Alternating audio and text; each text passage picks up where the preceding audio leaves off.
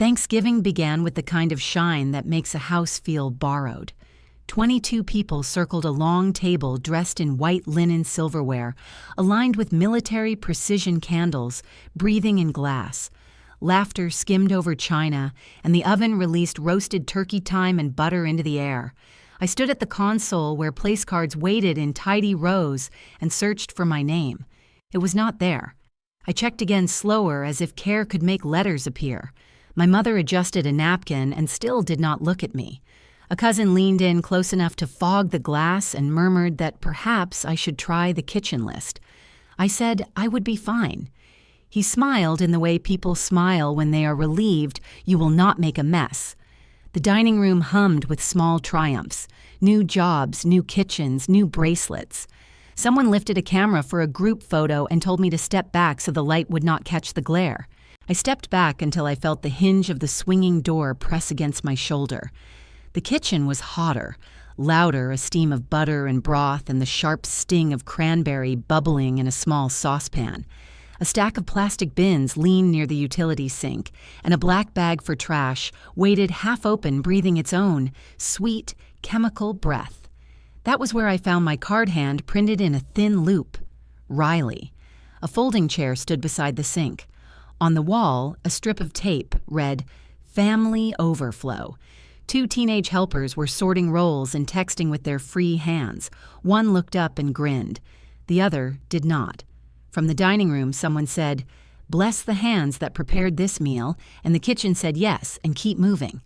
I sat. My boots squeaked on the tile.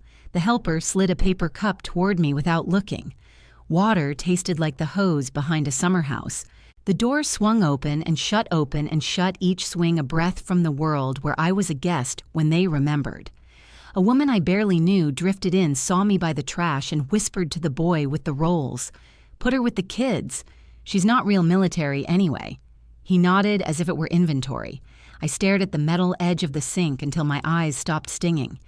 If she were a real soldier, she would not be back home. "Broke," a man said as he leaned in for more gravy. He did not know he had spoken loud enough for the tile to hold the words. The helpers laughed. I did not. I set the cup down so gently that it did not make a sound. The door swung again. Martin stepped in with the confidence of a man who believes every room is his mirror. His tie was a little too bright. He looked me over, then the chair, then the bag, and smiled like a teacher who finds a student in the wrong row. "Come on," he said, "take a plate and join us if you can behave." I stood and reached for a plate. He reached faster. The plate was in his hand, and then it was not in mine. "You have eaten enough," he said, and his voice carried through the door into the dining room. "Earn your place before you fill your plate." A hush at first, then laughter rippled from table to table, quick and light and proud. A phone lifted to catch the moment, as if my face were a joke that might vanish if it were not preserved. I looked at my mother. She wound her napkin tighter and stared at the salt cellar. No one said my name.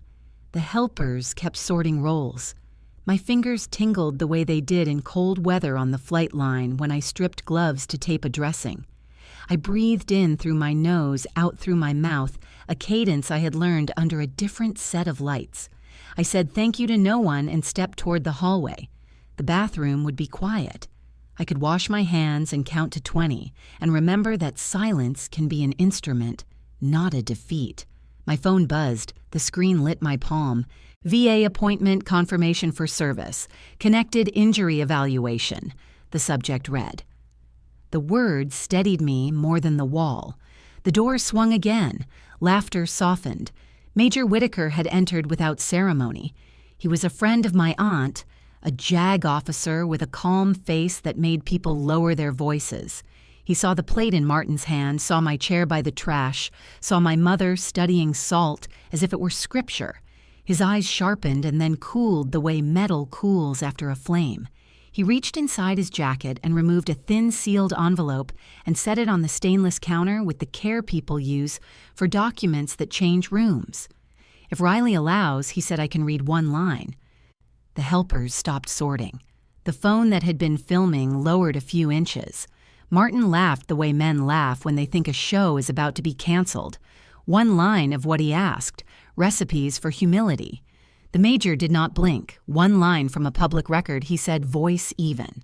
He looked at me. Only with your permission. The kitchen exhaled. The dining room fell into a polite silence as if a toast were coming. The oven beeped and everyone ignored it. The envelope waited. My name waited inside it, pressed between paper and truth. I lifted my chin so I could speak without my voice falling.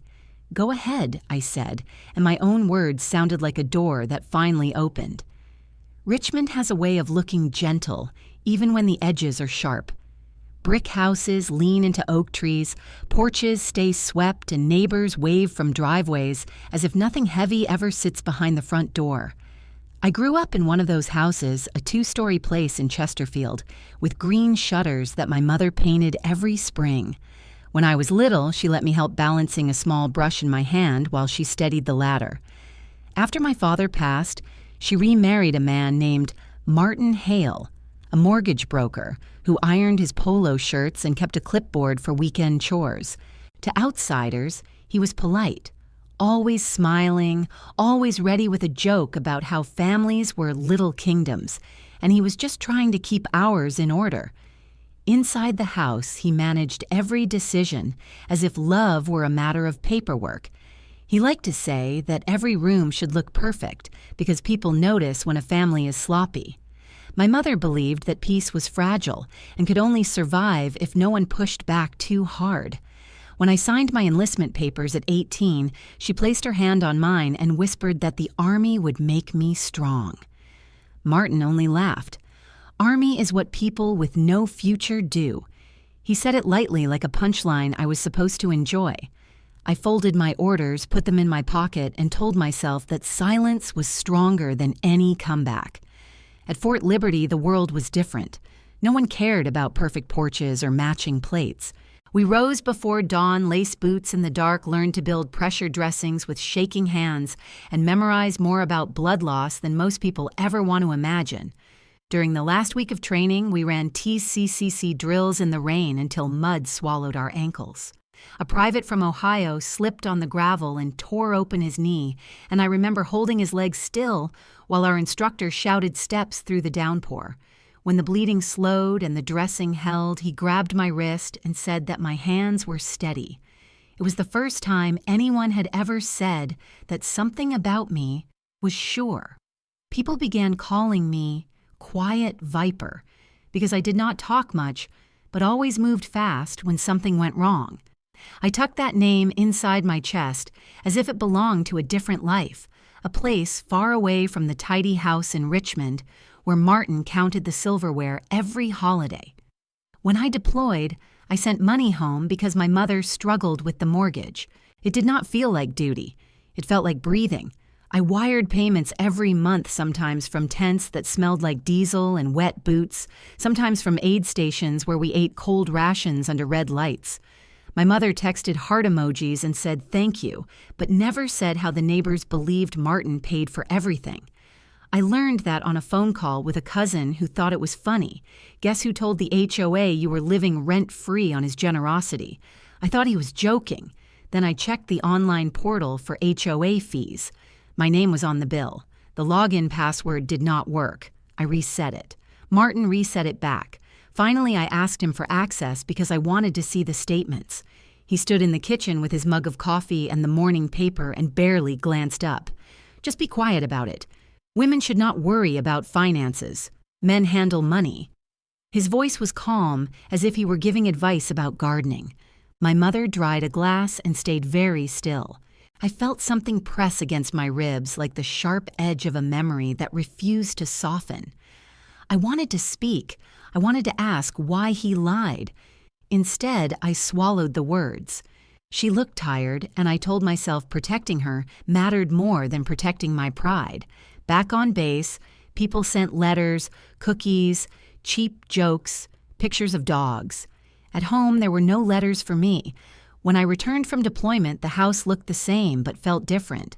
The shutters were still green, but the porch had a new set of rocking chairs that Martin said he bought. Mother never mentioned that my transfers had paid the mortgage while his commission checks went to furniture. I carried my bags inside and placed them in the hallway, careful not to scuff the floor. He studied me like a stranger who had wandered through the wrong door. "You can stay a few weeks until you figure out real life." I told him I was already in it. He chuckled, then changed the subject to yard work. In the evenings, I walked the neighborhood to clear my mind. Dogs barked from fenced lawns, sprinklers clicked, and the sky settled into a purple dusk. People waved and asked if I was back for good. I only said I was visiting. Some nodded politely. Others asked if I had left the army because it was too hard. I smiled and said nothing. I was carrying memories no porch could hold. When I visited the VA clinic for a routine appointment, a nurse asked me what brought me in. I told her my shoulder hurt from lifting litters. She typed it into her tablet and looked at me with soft eyes, the way medics look at each other when we know pain is real, even if we cannot see it. She scheduled a service-connected injury evaluation. I thanked her. Later that evening, I found a printed HOA notice in the mailbox. My name was bold across the top, but the payment line read overdue. I walked inside and placed the notice on the table. Martin folded it in half and said he would take care of it. I asked again for the login. Again, he smiled. Again, he said that silence keeps families peaceful. That night, I lay in my childhood room, listening to the hum of the ceiling fan. I wanted to knock on my mother's door and ask why she let him erase my part of the house. Instead, I watched the shadows stretch across the ceiling. In the Army, we learn that stillness can save a life. I told myself that stillness might save hers. But a seed of injustice had already taken root. When people think you are weak, they think they are safe. I thought about the boy in the rain, his knee bleeding into the ground, and how his voice shook until I held pressure, and he felt the dressing tighten. The memory steadied me. Quiet Viper was something I earned, not something anyone gave. The name felt alive beneath my skin. I closed my eyes and breathed. If this were anyone else's story, would I tell her to speak up or to stay calm for the sake of harmony? If it were you, would you say something? Or would you choose silence and hope the house stayed gentle?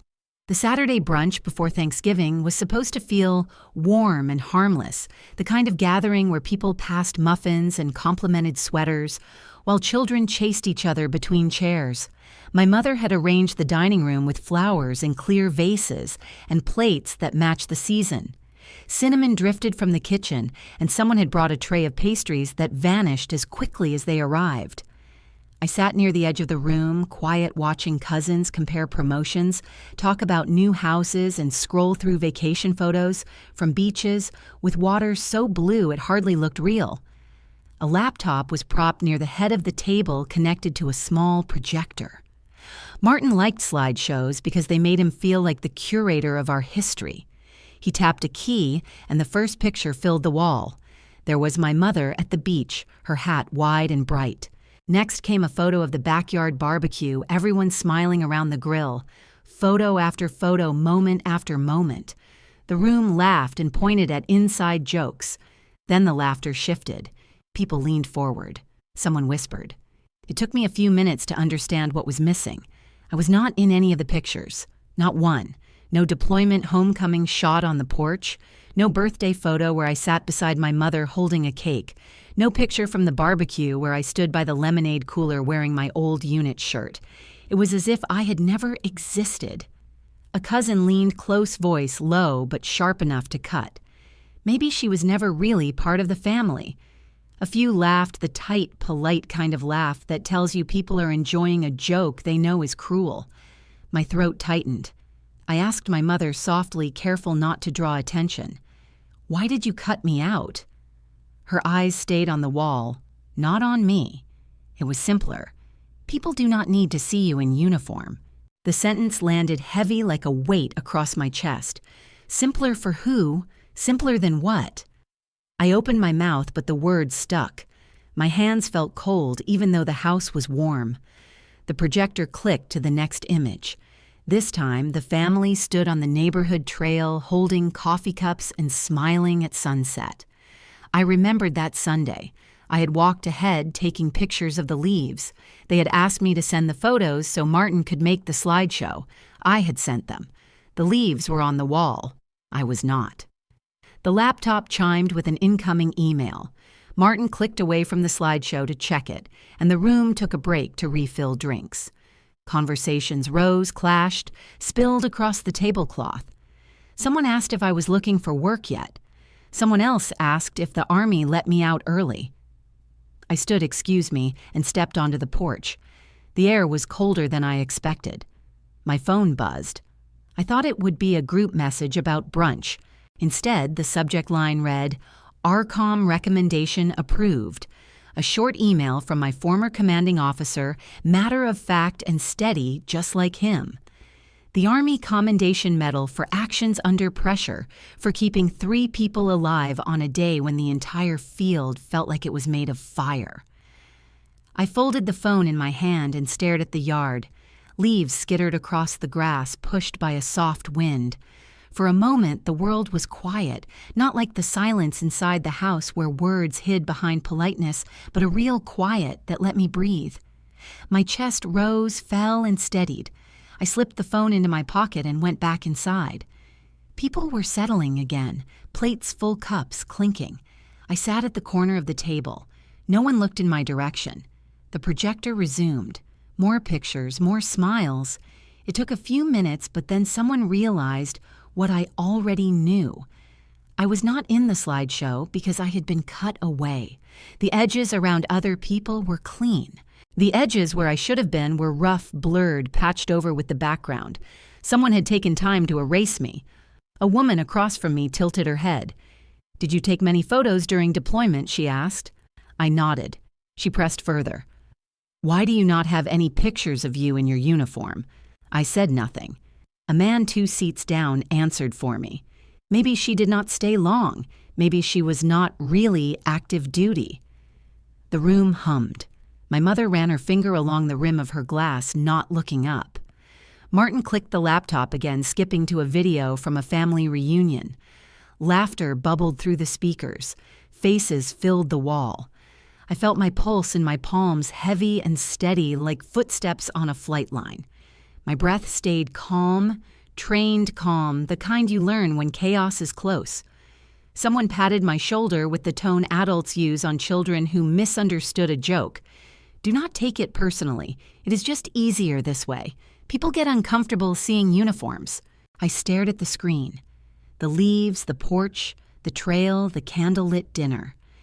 My entire history had been edited until I was a ghost in my own family. The irony was sharp. I had carried wounded people through dust, held pressure, on wounds whispered to soldiers who were afraid. I had been part of something bigger than a living room full of polite smiles. For a second, I wanted to stand up, tell them about the night we loaded casualties under tracer fire, how the air shook from blasts so close they felt like being struck in the chest.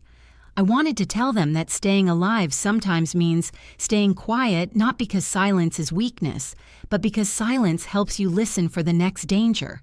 But explaining that to this room would be like speaking in a language none of them wished to learn. A small boy tugged my sleeve. "Are you still in the Army?"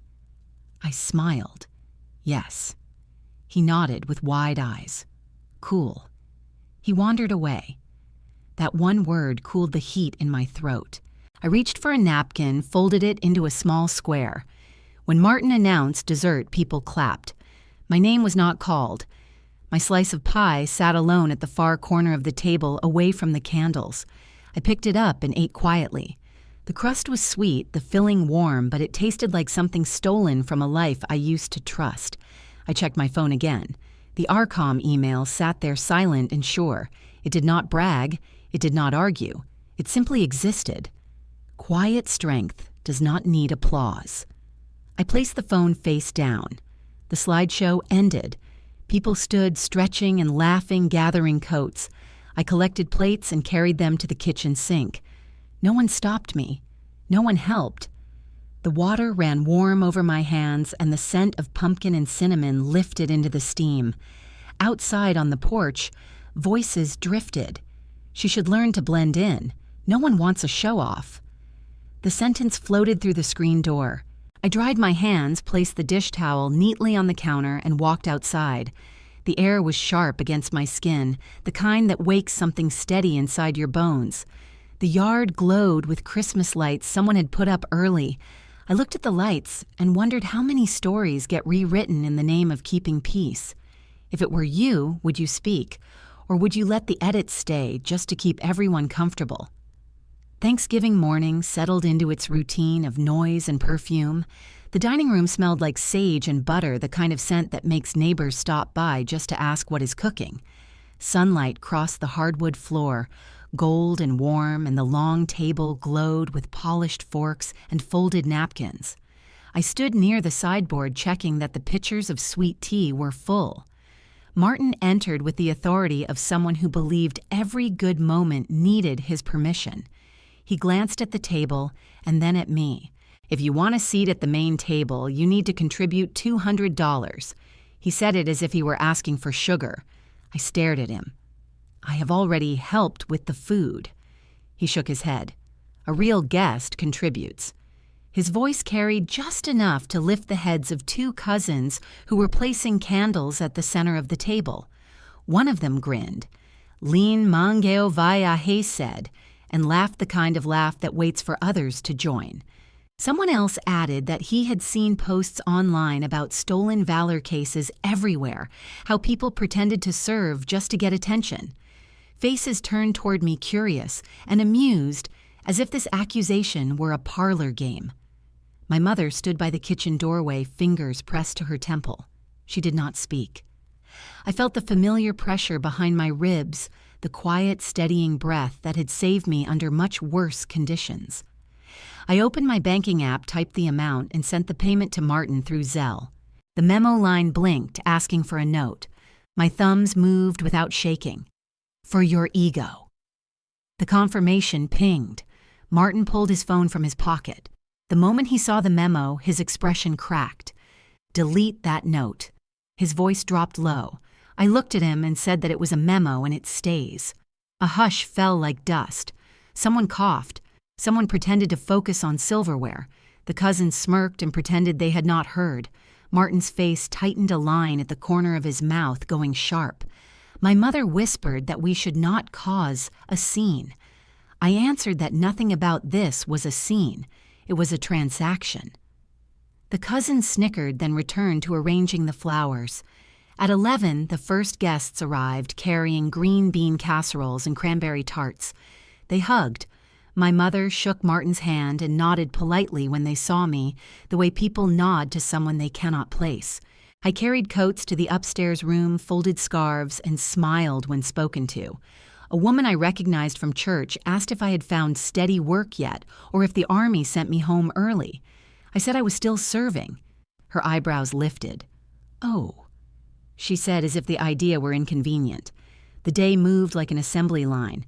Plates filled, dishes emptied, children ran, and the chatter floated over everything. When we sat for appetizers, Martin placed chairs around the table and paused at mine. "You can sit here," he said, pointing to a smaller chair at the far end. The cousins took the seats near the center, clinking glasses. I took my small chair without complaint. A cousin leaned in and whispered that I should lighten up because no one likes a mood. The room felt crowded, even though there was space. I lifted a roll and buttered it, keeping my eyes low. The turkey arrived steaming and golden, and everyone clapped as if the bird had earned an award. When Martin carved slices and passed plates, he skipped mine. A cousin handed me a piece only when the platter made a second circle, and even then, it was mostly skin. Someone joked that I could eat with the kids because soldiers were used to rations. Laughter echoed and scattered. My phone buzzed. Another VA reminder for the upcoming evaluation.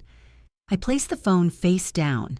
I ate quietly, counting bites the way I used to count heartbeats while waiting for helicopters. After lunch, Martin and a few of the men took seats on the porch to smoke and talk about golf. I stepped outside to clear plates. One of the men pointed his cigar at me. "You know what they say. If someone wants attention, they wear a uniform." I met his eyes and asked if he ever served. He blinked and looked away. I carried the plates to the kitchen sink where warm suds smelled like lemon. My mother came in to get more napkins.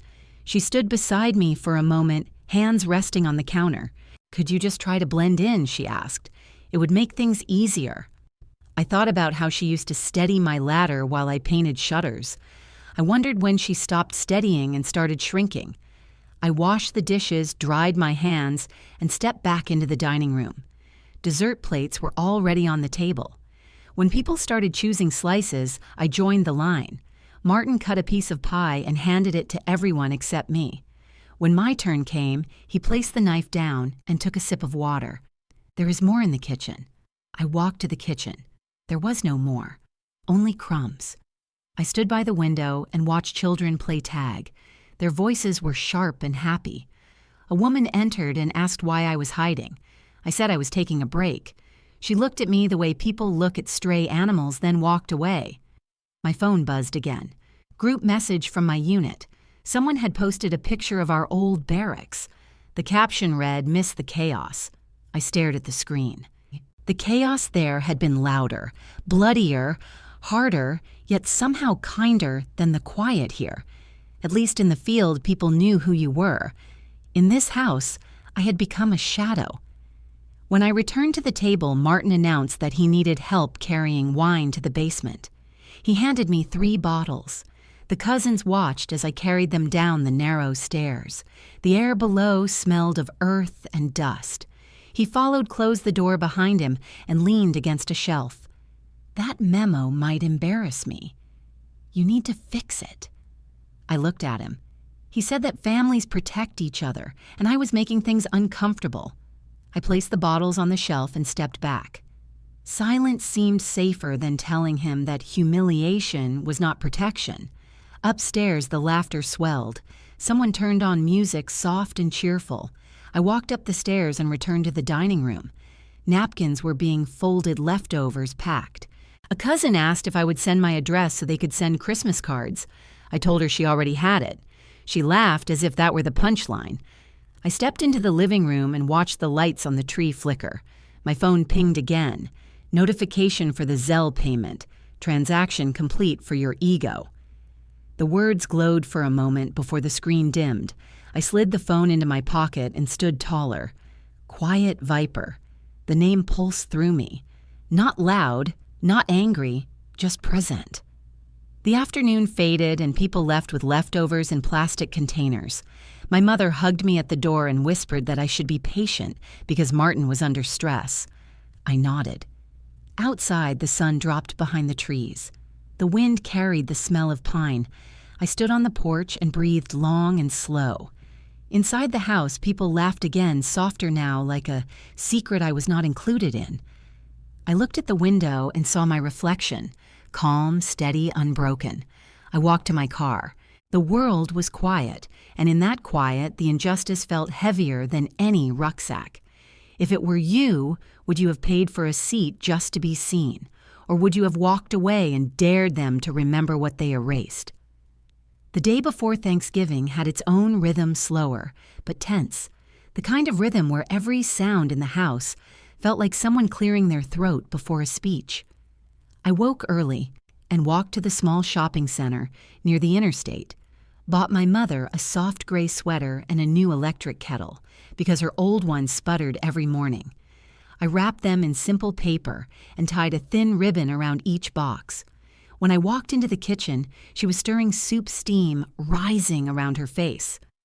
I placed the gifts on the counter and told her I thought she might like them. She touched the ribbon, then pulled her hand back. "You did not need to show off," she said.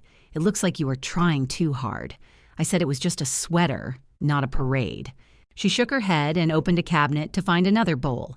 Martin entered with his mug of coffee and announced that his older son had just been promoted at the bank. "People respect careers with numbers," he said, glancing at me, not uniforms. My mother smiled politely and asked what the new position was.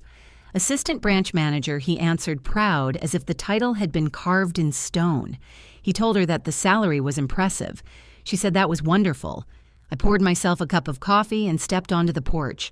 The neighborhood was alive with small chores, people dragging garbage bins to the curb and stringing lights across railings. A woman with a red scarf waved. I had played with her daughter when we were children. She asked how long I was visiting. I told her I was still active duty. She blinked. So what exactly do you do in the Army? Pass Band-Aids. Her laugh fluttered like a paper bird and fell to the ground. I held her gaze steady and calm. We do more than that. She smirked. I saw a documentary. Medics mostly hand out bandages. She took a sip of her drink, waiting for me to defend myself. I reached into my pocket and pulled out a challenge coin, small and heavy, engraved with my unit crest. My commanding officer gave it to me after a night when the whole field shook and we kept people breathing long enough to reach the helicopters. I placed the coin in her hand. She turned it over once, twice, then handed it back. "That is cute," she said, and walked toward her driveway. The wind lifted my hair and stung my eyes. I slipped the coin into my pocket and returned inside where my mother was arranging plates. She asked if I could help polish the silver. I said, of course. I sat at the table rubbing each fork and spoon until they gleamed. Martin passed by and remarked that my hands were good for chores since I did not have a real vocation. My mother told him to be kind because it was a holiday. He said kindness was wasted on people who liked attention. I stared at the silverware and continued polishing. That evening, extended family dropped by to help set up. The house swelled with voices and smells, and every room felt smaller. Someone turned on the radio, soft jazz pressed beneath laughter. A cousin brought wine and told Martin the label was expensive. He opened it with a flourish and poured glasses for everyone but me. Later, she asked if I would like some. Martin said that soldiers should be careful with alcohol because some of them struggle after deployments. She nodded as if he were an expert. I drank water. When a tray of dishes slipped from a cousin's hands and shattered on the floor, everyone gasped. The pieces sparkled across the tile like sharp snow. Without thinking, I knelt and gathered them, sorting into piles of safe edges and dangerous ones, moving slowly and gently, my fingers steady, even when my chest felt tight. My mother said to leave it for the broom, but I was already placing the larger pieces into a box. The dining room had gone silent, watching me clean. Martin muttered that old habits die hard. A few people laughed quietly. I kept working until the floor was clear. A familiar ache settled in my shoulders, the kind that comes from holding more weight than anyone sees. In the living room, people were arguing about football teams. I stayed by the sink and rinsed off dust from the broken china. The cold water numbed my fingers. When I dried them, I noticed a small cut on my knuckle. I wrapped it with a piece of paper towel and pressed until the bleeding stopped. A little girl wandered in, holding a toy ambulance. She asked if I was a nurse. I said I was a medic. She asked what medics do. I told her we help people stay alive.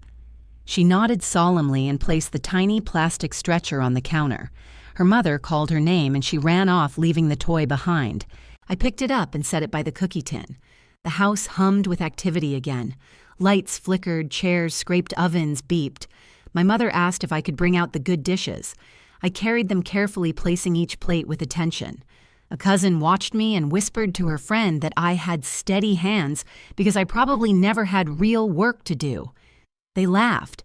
I breathed in through my nose, out through my mouth, like I had been trained to do when fear tried to twist itself inside my chest.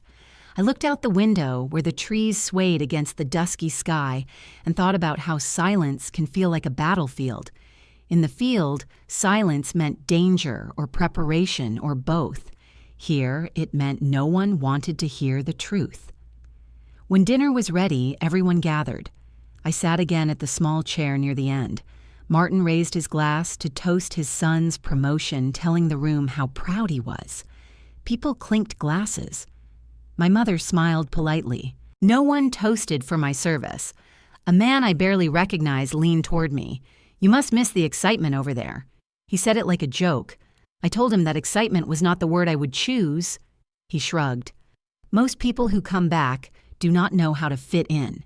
He patted my arm like he had diagnosed me. The room swirled with stories and laughter.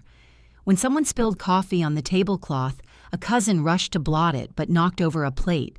It slid to the floor and shattered. People groaned. I was already moving. Hands steady, I picked up the fragments separating sharp from dull. No one thanked me. No one helped. My mother's eyes softened for a moment. Then she looked away. I rinsed the pieces in the sink, the water running clear. The dishwasher hummed. Outside, the night deepened and cars slowed as neighbors drove home. I dried my hands and stood in the doorway of the dining room. Everyone was there, full and bright. I was there, too quiet, invisible, unless something broke. I thought about the challenge, coined the weight of it, the meaning tucked inside a small circle of metal. I thought about the boy I had helped in the rain, and how his blood had mixed with the mud until you could not tell one from the other. I wondered how many people in this room would ever understand that kind of night. The house glowed with holiday lights. The air tasted like sweetness and salt. I felt my heart slow, steady, and sure. I bent down and picked up the last sliver of china. My fingers pressed it gently. In another life, I would have taped a dressing over a wound. Here there was no dressing, only silence. If this were your family, would you speak louder, or would you keep binding the wounds no one admits they made? Thanksgiving night settled into a strange stillness that did not match the brightness of the candles or the weight of the food. The table was filled with platters of turkey and sweet potatoes covered in melted marshmallows, green beans, warm rolls, gravy that steamed and pooled in silver boats. Everyone took their seats, voices lighter than wine forks, tapping glasses lifted for small jokes. I sat at the edge again, the chair smaller, the cushion thinner, as if someone wanted even the furniture to remind me where I belonged. When the dishes began to circle, hands moved like clockwork. Plates filled, forks scraped. People complimented the seasoning and asked for seconds. When the platter reached me, Martin placed his arm across the dish and pulled it back before it touched my plate. Not tonight, he said, not until the people who actually contribute have eaten. A few cousins snorted. One whispered free guest under his breath. My mother stared at her napkin, twisting the fabric between her fingers until it looked like a rope. A woman laughed and said that soldiers should be used to going without. Another joked that ration life builds character. I looked at my mother again, waiting for her to speak, to say anything, to show a sliver of softness. Her eyes stayed low. Her silence felt like a locked door with no key. I swallowed the dryness in my throat and sipped water that tasted warm and dull. The room blurred with small colors. Someone mentioned football. Someone talked about a holiday sale. Someone asked when Martin's son would throw his engagement party now that he had a promotion. Every sound felt far away, echoing across a distance I could not cross.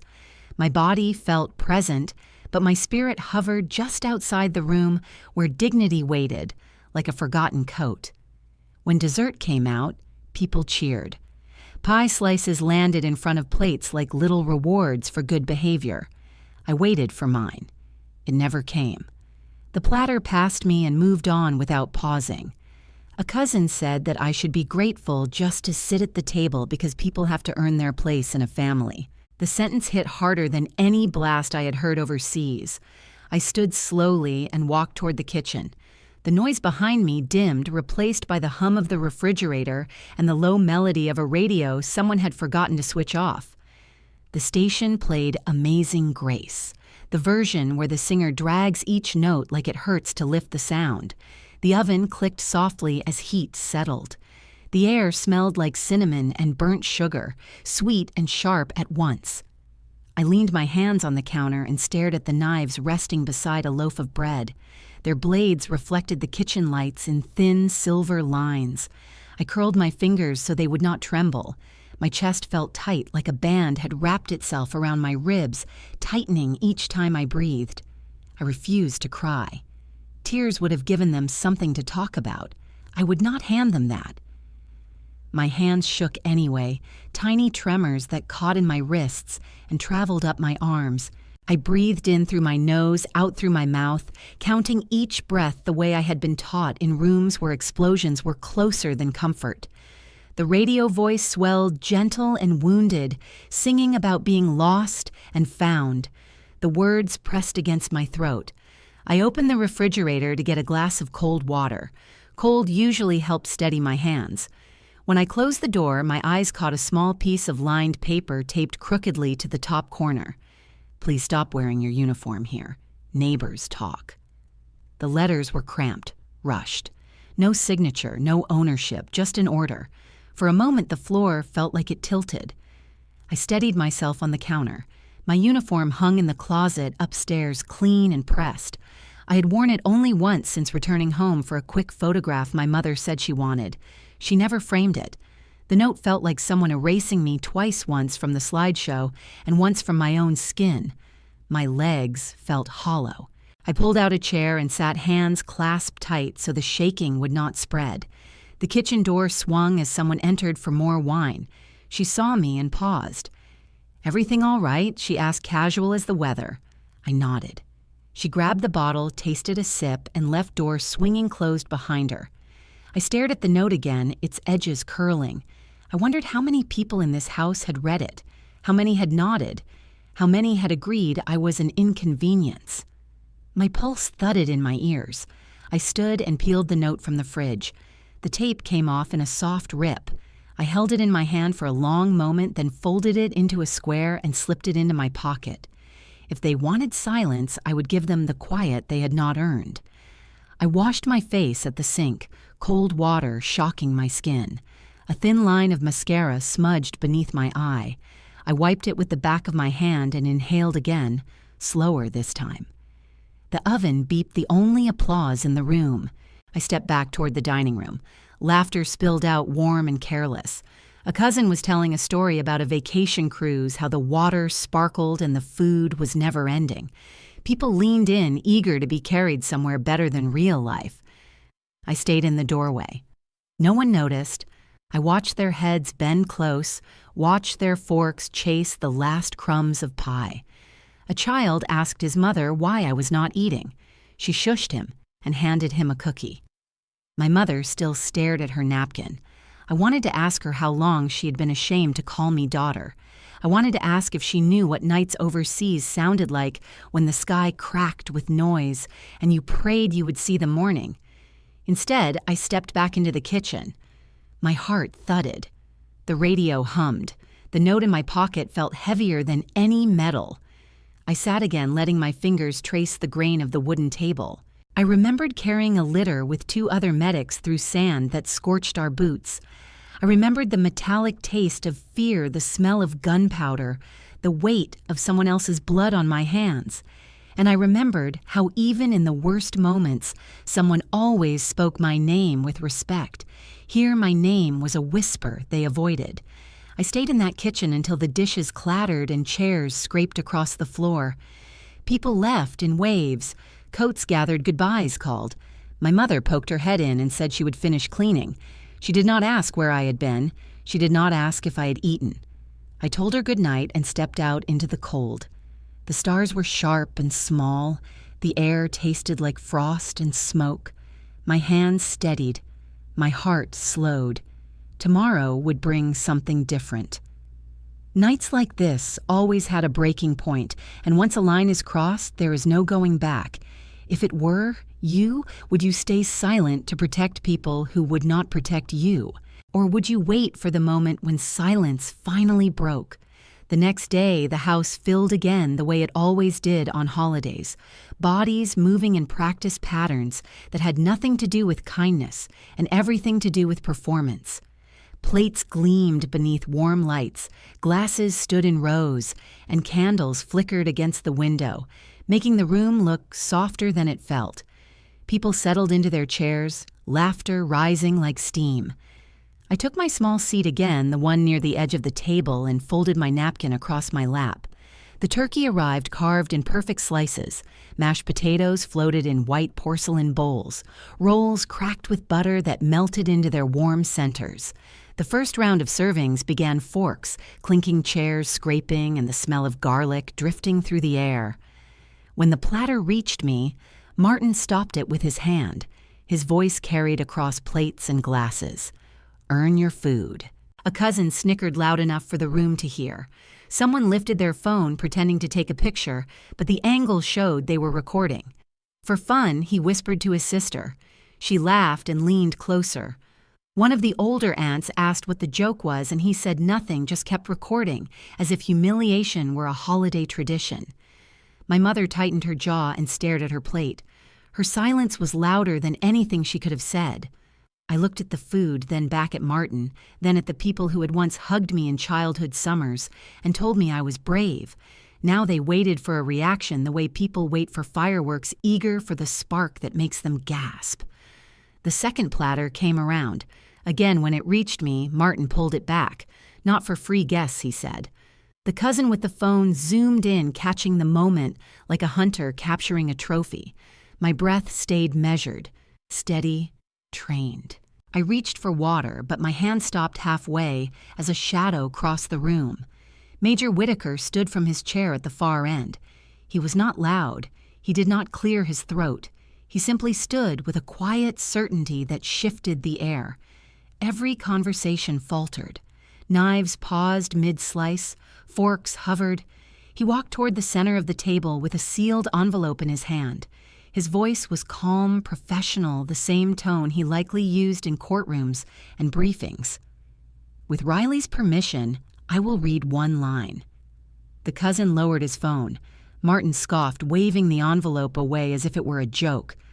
One line of what? Recipes for humility. Soft laughter flickered through the room, but it sounded thinner now, close to nervous. Major Whitaker did not look at Martin. He looked only at me, steady and respectful.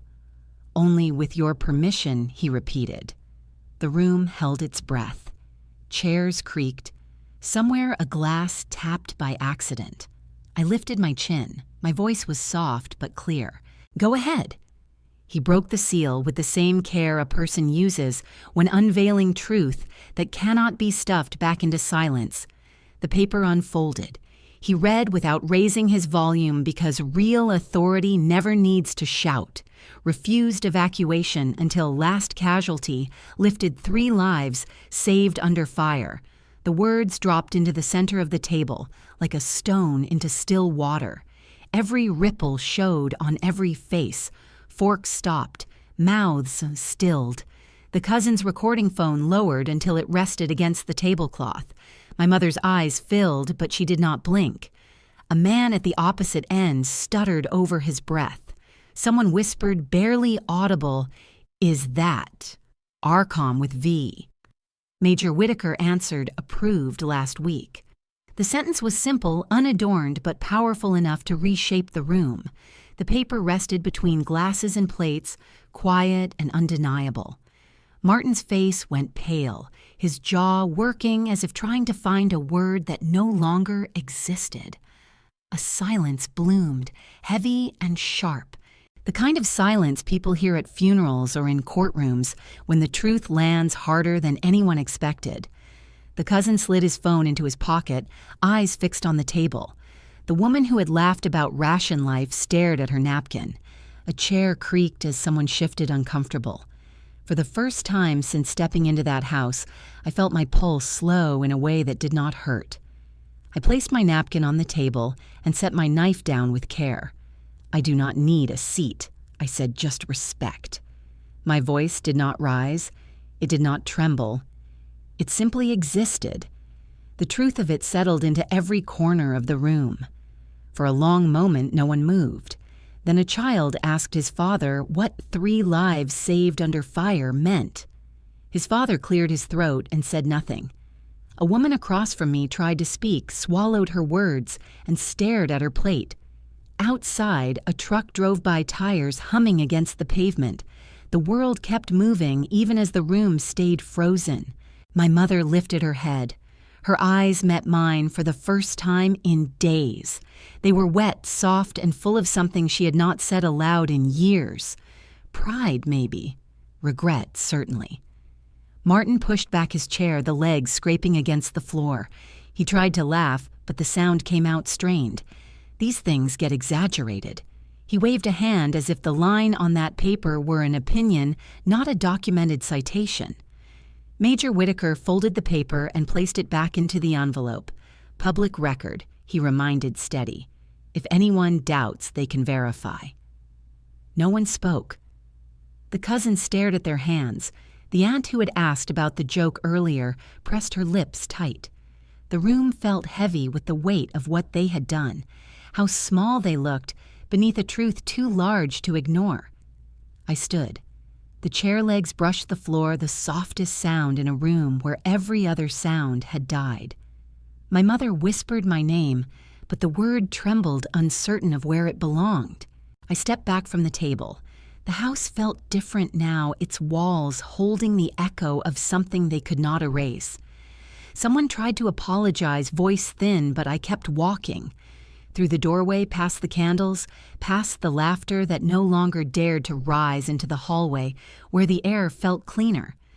Behind me, the radio from the kitchen played a hymn about mercy. Ahead of me, the door waited, a simple door wood and brass familiar and new. I opened it. Cold November air washed across my face, clearing the last bit of heat from my skin. My heart was quiet, steady, the way it felt in the field when chaos settled after a hard night. Inside, chairs shifted. Someone whispered that they should have known. Someone else said nothing at all. The truth had already spoken. I walked onto the porch and let the cold hold me. Silence wrapped around my shoulders, not as a burden, but as something earned. They thought humiliation would break me. Instead, it cracked open their own. And though they did not know it yet, that was only the beginning. The morning after Thanksgiving, the house felt like a museum where no one wanted to see the exhibits. The air too clean, too still, as if the walls themselves were embarrassed by what had happened. I woke up early, boots by the door jacket, folded on a chair, and poured coffee into a chipped mug that had survived more field tents than family dinners. My phone buzzed with notifications, cousins trying to check the temperature of the scandal without admitting they caused it. One cousin had posted a short video clip online the night before, a shaky shot of Martin snatching my plate while people laughed, but within an hour the clip disappeared, deleted so fast it left a digital ghost behind. No one wanted to be the person who publicly mocked a real soldier, not when the truth was now printed on military paper and stamped by a JAG officer. Outside, neighbors walked their dogs and tried to act casual, but I heard it in their voices, that hush of speculation wrapped in guilt. "Ron's daughter is the real deal," someone murmured loud enough for the wind to carry it. Others whispered that Martin spent years bragging about raising a strong household, but it turned out the strongest one was the girl he mocked. For the first time in a long time, people were not laughing at me. They were questioning him. By noon, Martin's precious golf club sent an email announcing membership review. No invitation for winter events. Polite language with sharp edges. Men who once slapped him on the back now pretended they did not know him.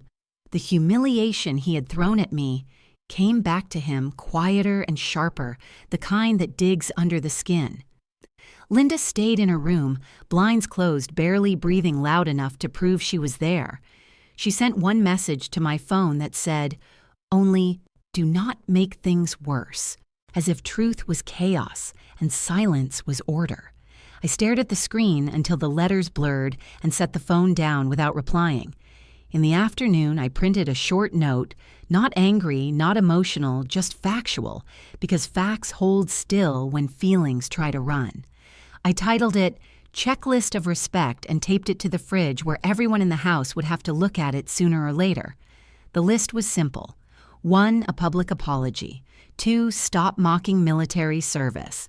3. No more free food jokes. 4. Never again accuse stolen valor. 5. Return financial access and stop pretending bills paid with my deployment money came from someone else. The paper looked small against the fridge door, just black ink on white surface. But it held more weight than every insult I had swallowed. I left the house and walked down the street, cold air filling my lungs, dead leaves scraping across the pavement. A woman from the neighborhood stopped me at the mailbox. Her voice trembled as she said she had tears in her eyes when she realized what I had done in uniform. She asked why I never told anyone. I shrugged and answered because real service is quiet. She nodded, ashamed of how many years she believed lies, told by people who spoke louder than I ever did. That night, I returned home to see Martin pacing the living room like a man trying to outrun his own reflection. His phone kept vibrating messages from friends who no longer wanted to share tables or bragging rights with him. Someone at the golf club must have leaked the story.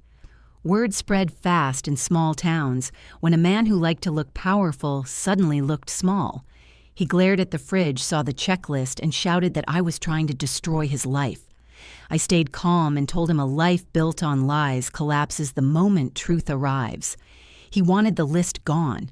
I said it stays. He wanted control. I gave him consequences. Linda still refused to leave her room. She sent another message saying neighbors talked and relatives wanted explanations, and all she wanted was peace. I typed back that peace has rules and respect is the first one. She did not reply. The next day, the pastor from St. Bridget's called me a gentle voice asking if I would attend Veterans Sunday. I agreed, though I expected nothing more than polite clapping and small talk. That evening, I walked to the grocery store and heard whispers from aisles over. People who once ignored me suddenly knew my name. Some apologized. Others did not speak but stepped aside respectfully. Martin stayed home claiming he felt sick, but everyone knew sickness was not the reason he avoided public view.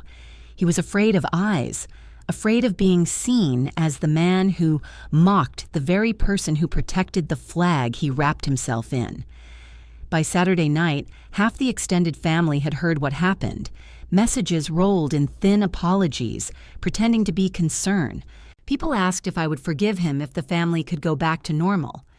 I answered with silence, because sometimes silence is the only language bullies understand. Just before midnight, a cousin sent a screenshot of a group chat where relatives argued about who should apologize first. Some said Martin should make things right. Others blamed me for embarrassing the family by letting the truth out. I stared at the screen and thought about every field hospital, every casualty, every soldier I held steady until help arrived. In the military, the truth matters because lies cost lives. At home, lies just cost dignity. When I finally slept, the house was quiet. Martin had gone to bed early, hiding from the world. Linda still kept to her room. The list stayed on the fridge, the ink drying into permanence. Quiet consequences. No shouting, no revenge speeches. Just the slow unraveling of a man who believed humiliation was a weapon and learned that silence can cut deeper. The fallout had begun, and I did not need to lift a finger. The truth was doing all the work.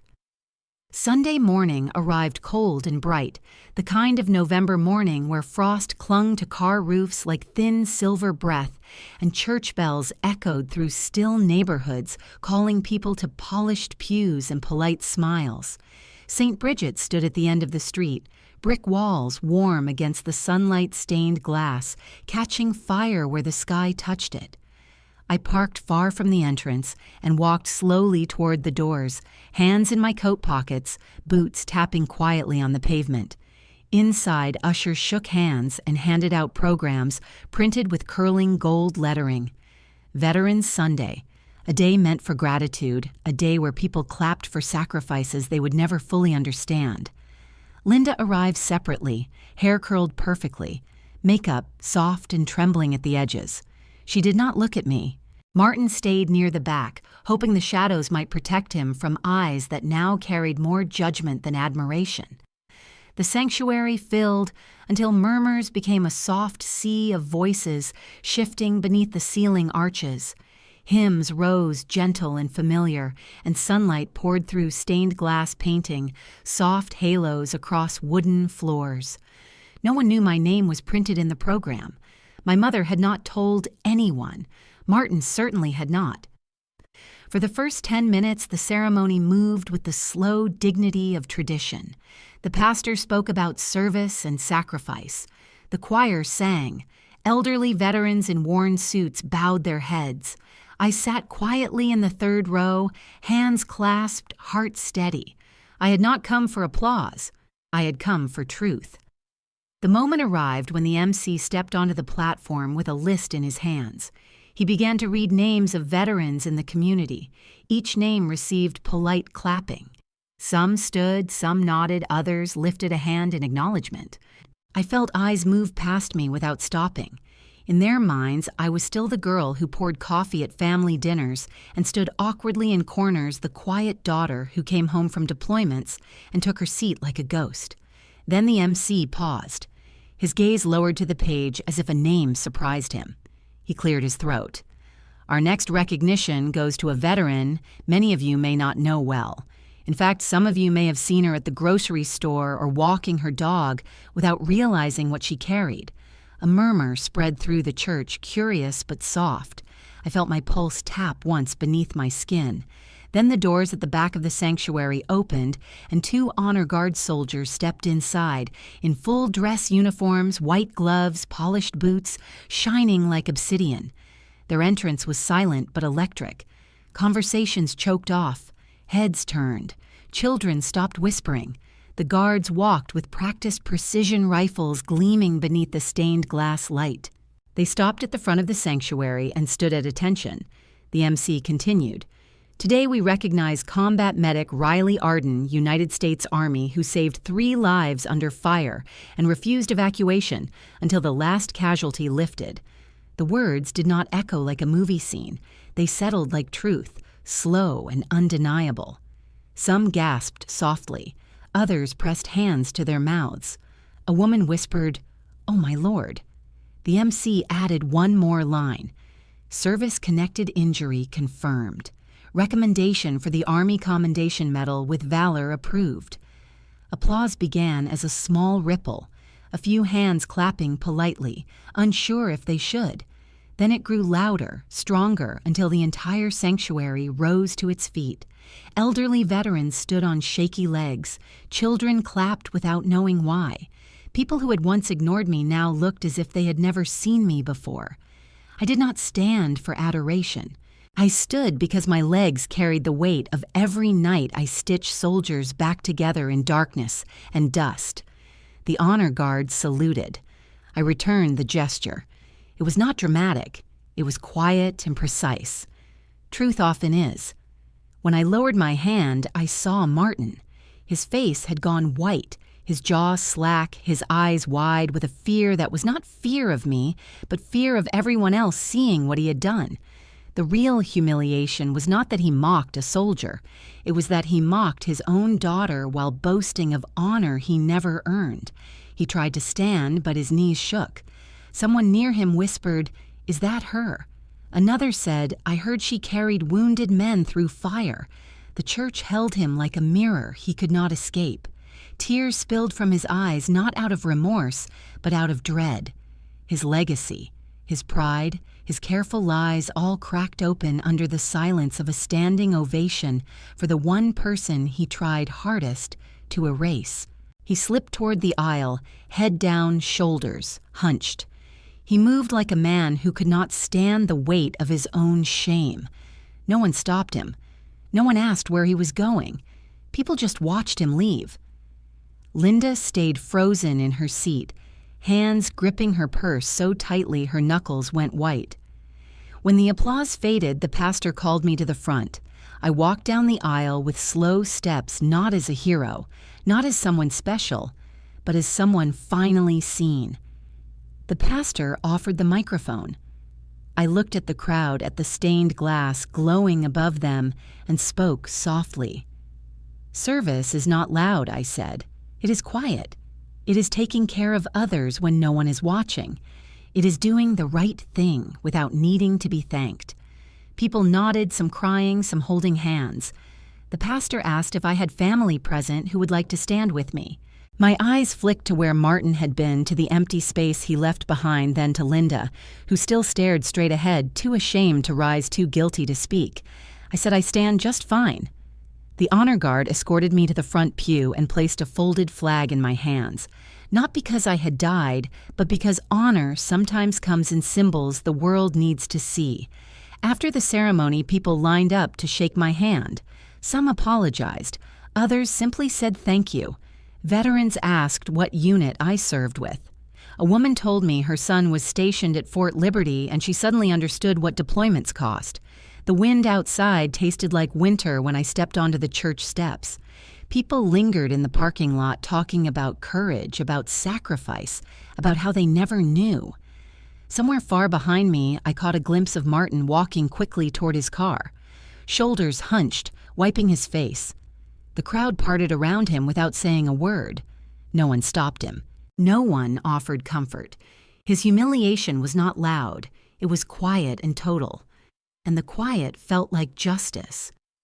It rained the following Thursday, the kind of cold Richmond rain that soaked through coats and made the porch boards shine like dark glass. And I was washing a mug in my small kitchen when I heard slow footsteps outside. When I opened the door, Martin stood there, drenched shoulders, caved inward cheeks, red from windburn. Nothing like the loud man who once barked orders at everyone in the house. He looked at me with the embarrassment of someone who used to tower over others and suddenly had to look up. I thought he might shout or demand something, but his voice came out thin and shaky. "I need your help. People talk. My job. My reputation." He tried to step inside without being invited, but I held the doorframe, waiting for more. He wiped rain from his face like a child, and his eyes moved everywhere except mine. Ever since the church recognition, the neighborhood chat had been buzzing. Someone mentioned the Thanksgiving scene, and another woman who worked at the golf club said a couple of members repeated the words he used that night. They were not proud of him. He knew it. "You can make it stop, Riley, please. Just tell them it was a misunderstanding." I walked back to the kitchen, letting him drip on the floor, and picked up the folded paper I had prepared days earlier. The paper was not dramatic. It was simple notebook paper written by hand, neat, no threats. Just conditions, straightforward and clean. I held it out to him. "If you want my help, this is what it requires." He blinked at it, confused, then unfolded it. His lips moved as he read silently. First public apology in front of family and at St. Bridget's after service next Sunday. Second, repayment of the money I covered for property fees, $50 a month for 24 months, nothing more, nothing less. Third, you never insult the military again with stolen valor jokes or any childish remarks. You do that, and I will say, the situation is forgiven. He looked at me as though I had slapped him, but there was no anger in my face, only calm. His hands trembled. "You expect me to humiliate myself in front of everyone. I answered just like him at Thanksgiving. Earn it." He stared at the paper again, and his jaw shook, and then the old Martin flared back for a brief second. "Ridiculous. I will not sign this." He folded the paper sharply, stuffed it back into my hand, and turned for the door. I did not stop him. Quiet justice does not need a raised voice. He stormed to his truck, slipped a little on the wet cement, and pulled away, two fast tires hissing in the water. I closed the door, poured myself tea, and sat in the quiet. 2 days later, word began to spread. The golf club removed his name from the winter banquet roster. One neighbor told my mother she saw the committee ask him not to attend as a representative of the neighborhood. They wanted no association with a man who belittled a soldier on Veterans Sunday. His pride suffered more than any punishment I could ever give. The HOA office sent reminders to him directly now, past due notices that he could not hide behind my name anymore. He called my mother late one night, yelling until she cried. She came to my house the next day and apologized with red eyes and shaking hands, saying she wished she had spoken sooner. I listened, offered her water, but did not soothe her guilt. Some lessons are learned only when silence breaks.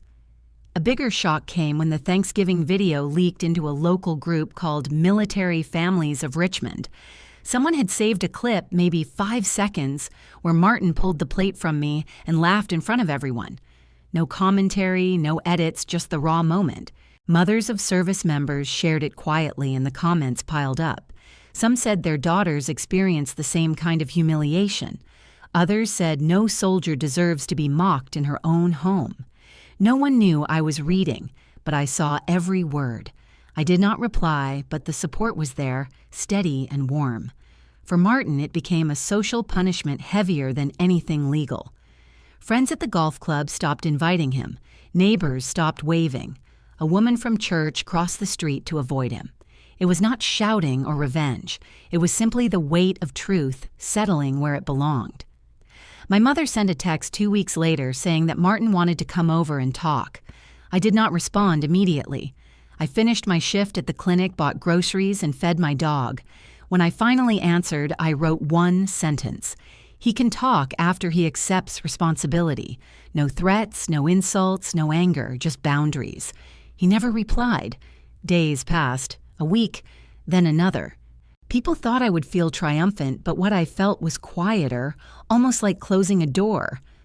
One evening I saw him standing outside the grocery store. He tried to nod at me, but his face fell when he saw I would not stop. Not because I hated him, but because some doors should not be reopened. Justice sometimes sounds like silence.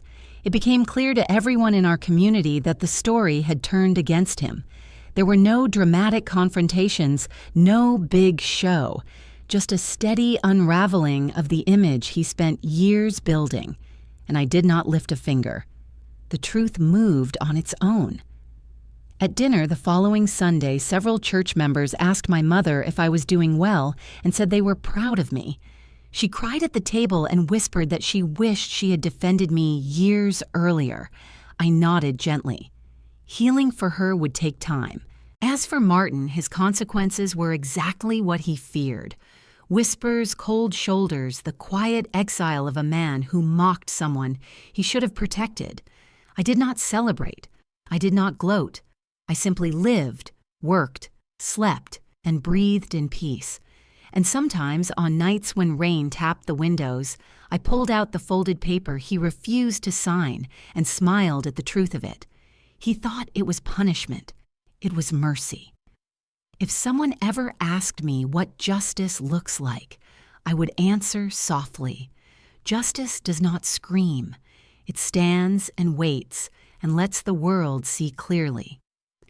Spring crept into Richmond slowly, soft green, pushing through the cold earth, and on a quiet Saturday morning I stood behind my house with a small pine sapling, the kind that stays humble for years before growing tall.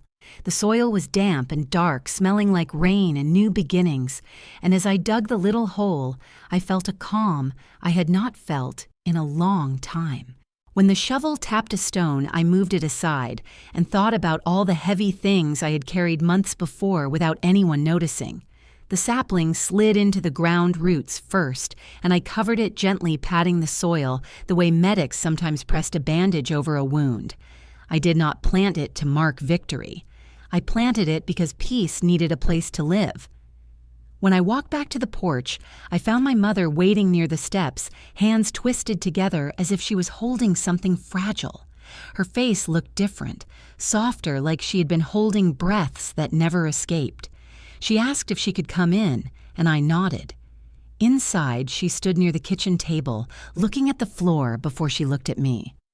I wish I spoke sooner. Her voice trembled like a thin branch in wind. I wish I defended you when he mocked you. I wish I told people that you paid the bills and served the country with your whole heart. I did not answer right away. She wiped her eyes and said she was ashamed of her silence, of every time she let someone talk over me, of every moment she chose quiet when she should have chosen truth. I told her the truth does not disappear. It just waits for someone brave enough to speak it.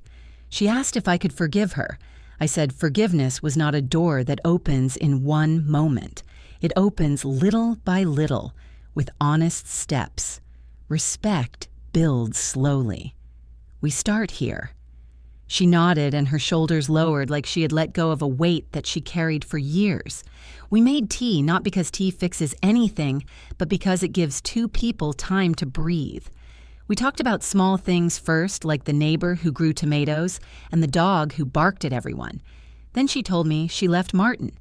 She packed her clothes quietly and moved into her sister's house across town. No yelling, no fighting, just a clean goodbye. She said she realized she had spent too many years shrinking to fit inside someone else's pride. She wanted to come back to herself before it was too late. I listened and felt no anger, only understanding. That afternoon, we sat on the back steps watching the sapling stand straight in the sun, and for the first time in a long time, she put her arm around my shoulder. It was gentle and familiar, like something I had missed without knowing. In the evenings that followed, I wrote in my small notebook, the same one I kept during deployment. I wrote simple sentences, not dramatic, not sharp. I wrote that sometimes justice is not loud. Sometimes it is a whisper that grows into a voice no one can ignore. I wrote that silence can protect peace, but silence can also protect cruelty, and learning the difference is the quiet work of adulthood. Weeks passed. People in town began treating me differently, not with dramatic praise, but with respectful space. The clerk at the grocery store would ask how I was doing.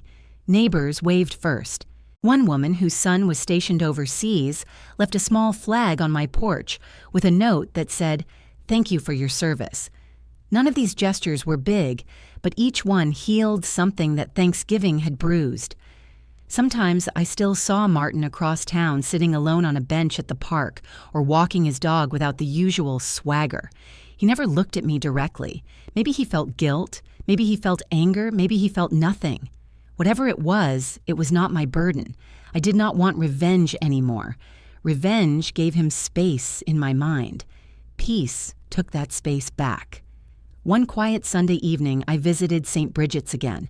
The church was almost empty, just a few candles and the soft echo of my footsteps. I sat in a pew and closed my eyes, breathing in the warmth and stillness. I did not pray for victory. I prayed for clarity. I prayed for every soldier who came home to a family that did not understand them.